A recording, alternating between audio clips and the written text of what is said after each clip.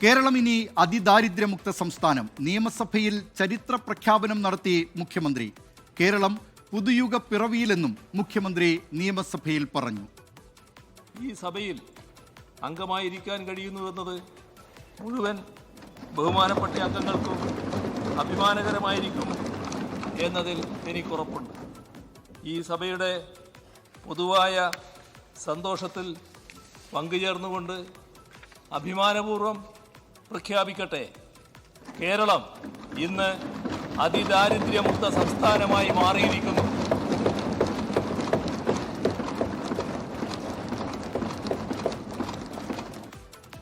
ചേർത്ത പ്രത്യേക നിയമസഭാ സമ്മേളനം ബഹിഷ്കരിച്ച് പ്രതിപക്ഷം.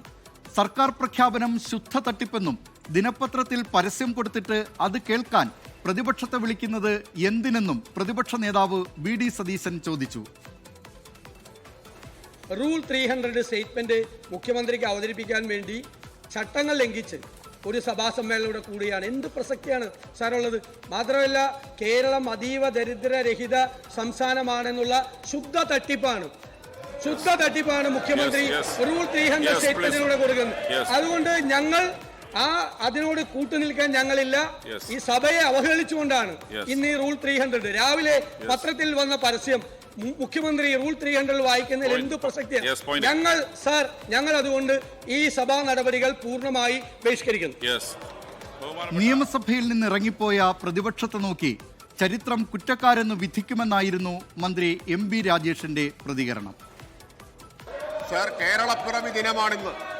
കേരളപ്പിറവി ദിനത്തിൽ കേരളം കൈവരിച്ചൊരു ചരിത്ര നേട്ടം അതിൽ അഭിമാനിക്കുന്നതിന് പകരം അത് സഹിക്കവയ്യാതെ ഇറങ്ങിപ്പോകുന്ന പ്രതിപക്ഷത്തെ ചരിത്രം എക്കാലത്തും വിലയിരുത്തും സർ. ചരിത്രം ഇവരെ കുറ്റക്കാരെന്ന് വിധിക്കും സർ. ലോകത്തെവിടെയായാലും ഏത് സമയത്തും 24 വാർത്തകളും ഓഗ്മെന്റഡ് റിയാലിറ്റി പാക്കേജുകളും എക്സ്പ്ലെയിനറുകളും വിശദമായി കാണാൻ ഞങ്ങളുടെ യൂട്യൂബ് ചാനൽ നിങ്ങൾക്ക് സബ്സ്ക്രൈബ് ചെയ്യാം.